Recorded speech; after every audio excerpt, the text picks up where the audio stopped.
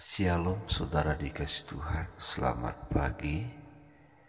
Pagi ini sebelum kita mengawali aktivitas kita dengar dulu renungan firman Tuhan yang singkat yang menjadi modal kita di hari ini. Kita berdoa terlebih dahulu. Bapa dalam surga, kami bersyukur kepadamu saat ini atas kebaikan-Mu dan kami bisa masih bernapas, itu semua karena anugerah-Mu. Bapa, kami siapkan firman-Mu, berkati supaya firman-Mu dapat menjadi kekuatan dalam hidup kami sehingga kami bisa berjalan seturut kehendak-Mu dalam suka dan duka, tetap berjalan dalam firman-Mu. Kami dengar firman-Mu dalam nama Yesus. Amin. Saya buat judul firman Tuhan yang singkat pagi ini, saudara dikasih Tuhan, yaitu penghakiman Kristus. Dalam 2 Korintus pasal 5 ayat 10 di sana dikatakan tentang bahwa setiap manusia satu hari kelak harus berdiri di hadapan tahta Kristus untuk mempertanggungjawabkan semua yang dia miliki. Jadi pada saat itu nanti seseorang hanya dengan Kristus saja berdua, dan di situ kita tidak memberi pertanggungjawaban kepada istri, tidak memberi pertanggungjawaban kepada suami, kepada manusia, tapi kita memberi pertanggungjawaban kepada Kristus, Sang Pemilik hidup kita dan Sang Pemilik apa yang kita miliki dan Sang Pemilik segala yang ada, Sang Pemilik dunia sekarang, dunia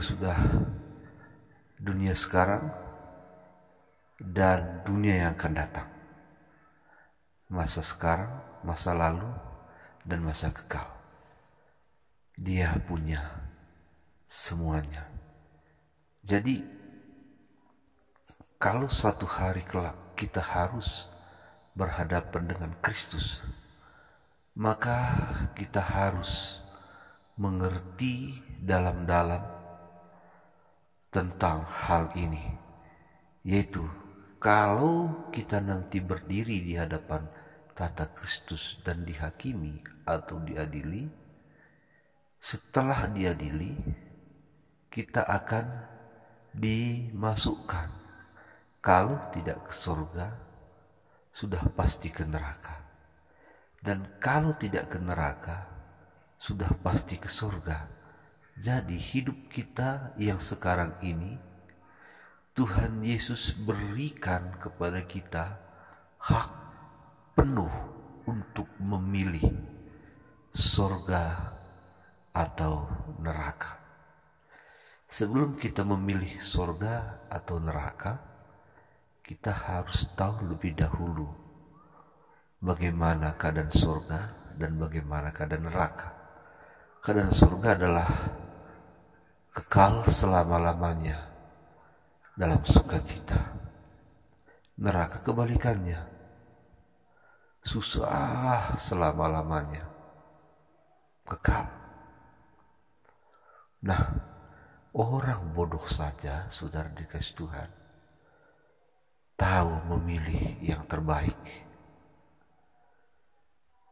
Anak kecil saja tahu memilih mana yang baik, mana yang buruk. Terlebih kita bukan orang yang bodoh dan bukan anak kecil lagi. Tentu kita jauh lebih bisa memilih. Kita harus menjadi orang yang bijaksana dalam menentukan pilihan hidup. Kalau selama hidup di dunia ini saja yang kita hidup hanya berkisar 80 tahun, kita tahu memilih yang terbaik. Padahal 80 tahun tamat, ya kan? tamat 80 tahun, gak bisa lagi digunakan. Ini saudara, kita memilih pilihan yang kekal. Jadi pilihlah surga yang di dalamnya ada Yesus yang akan memberi kita sukacita kekal selama-lamanya. Jadi jangan salah pilih, karena pilihan itu Yesus berikan kepada kita penuh. Kita pilih Yesus pun sekarang, kita pilih surga pun sekarang, atau pilih setan atau pilih neraka. Yesus hargai. Tetapi ingat, satu hari kelak, salah satu ini kita pasti masuk ke dalamnya.